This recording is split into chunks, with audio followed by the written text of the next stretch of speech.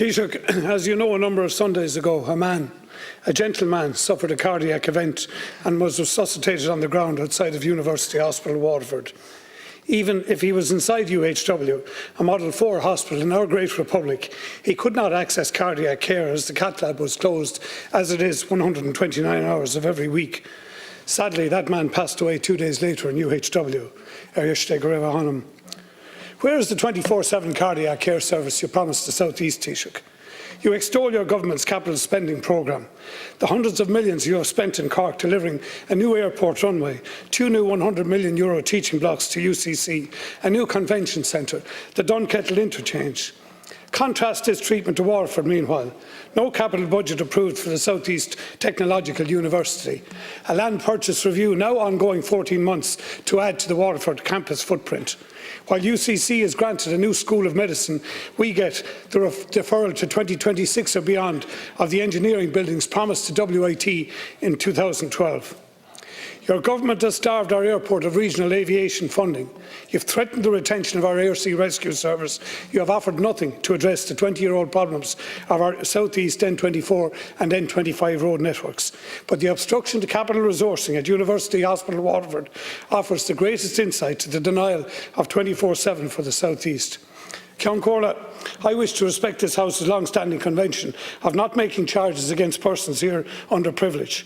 But I need to balance that convention against my responsibility to identify the sharp practice over capital and clinical resourcing of UHW by the Cork-based South West Hospital Group. Lies are being told regarding the present strategic development of capital and clinical resourcing at UHW, and those responsible must stop, or they must be stopped.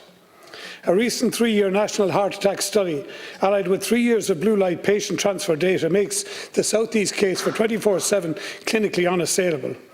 Yet government chooses to ignore this information, preferring to jockey and await the further steered reports required to give it the political answers that it wants, to provide it the political cover that it seeks. Such actions, Taoiseach, reveal an implicit understanding, and that is that competition for the private and public patient streams and indeed student numbers that flow out of the South East region, which sustain Cork and Dublin medical and academic privilege, must never be threatened, must never be diminished. Your government is abandoning your backbenchers, Taoiseach, in the South East, as you have abandoned your promise to deliver 24/7 cardiac care to the South East region, and they will have to answer to the electorate. Without political redirection, Taoiseach, I predict the ballot boxes of the South East will bring a heart-stopping arrest to the political careers of many of your government colleagues, as well to a number within your own Fianna Fáil party. Taoiseach. Well, first of all, Deputy, could I just make one key point here? You said we're waiting for clinical reviews to get political cover. Actually, anybody who knows anything now about how health has evolved over the last 20 years will know that its clinical expertise has been the driver and occasional courageous political decisions in terms of modernising healthcare service in this country. Politics loves to hide behind, if you like, or likes to ignore the harsh advice that comes from the Royal College of Anaesthesia, the Royal College of Surgery, you name it, who set various standards, or the Royal College or the authorities in relation to cardiology. So it's wrong to sort of it's all politics, because no politician wants to close anything in any hospital. I've never actually come across politicians who willingly go out to say, I want to close that service. The politicians do receive advice of successive parties and successive governments in respect of what's optimal in terms of the safety of patients in a given location. I remember when emergency medical technicians was hardly a profession that was recognised in the country. The most important service for a person who gets a heart attack is the first responder. Not how close the hospital is, it's the first responder. And thankfully we've professionalised EMTs, and we've through the FEC initiative that we undertook over 20 years ago. And as though that type of modernisation has resulted in a dramatic reduction in deaths from cardiovascular issues. This country is one of the best in Europe now in terms of survival rates from cardiovascular. And we need to have a debate that's balanced and that's debated with perspective. What we were doing in the past was all wrong in terms of cardiovascular health, in terms of cancer health, and we've changed that over 2 decades. with the result that we're #1 in the European Union league table now in terms of lifespan. But we conveniently ignore all of that when it comes to endeavouring to get local political advantage, which I respectfully suggest is probably what you're about. And that, you summed it up in your last paragraph. When you reduced all this to politics, that someone will pay an electoral price for not going against wholesale advices that have been received from cardiologists and clinicians, whether we like it or not. Now, we have actually, as you know well, because you've engaged with me on this and you've engaged with other members in this House on this, we have put investment into the cath lab, a second cath lab in Waterford.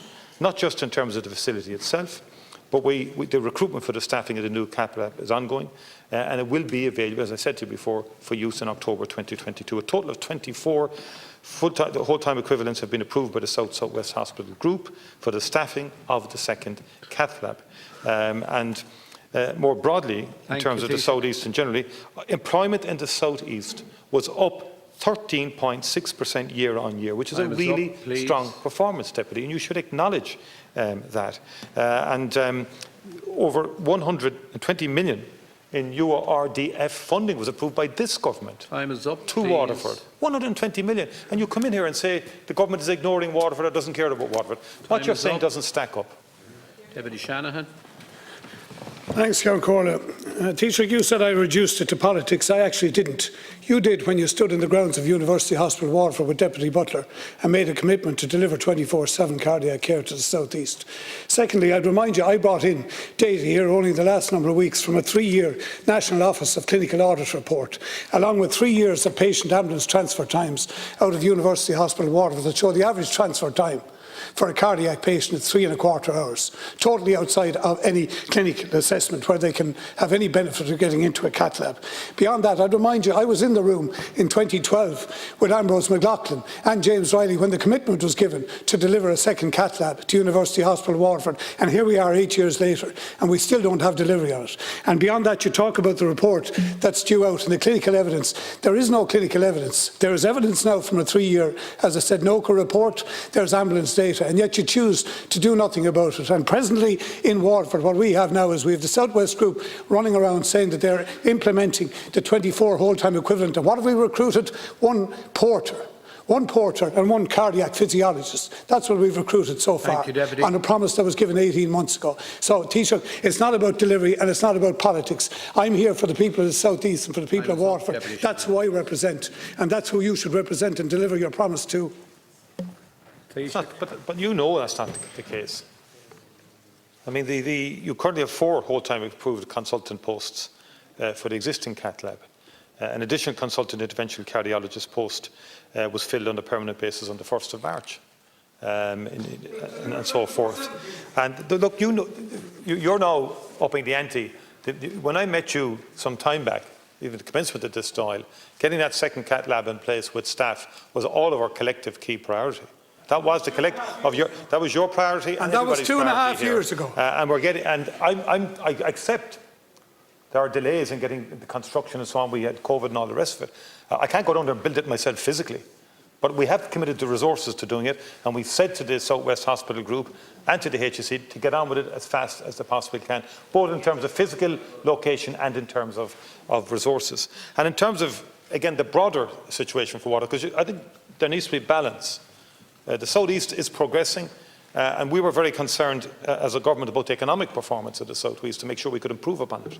And the FDI performance in the region has been strong over the past 5 years, with employment among IDA clients increasing by 25%.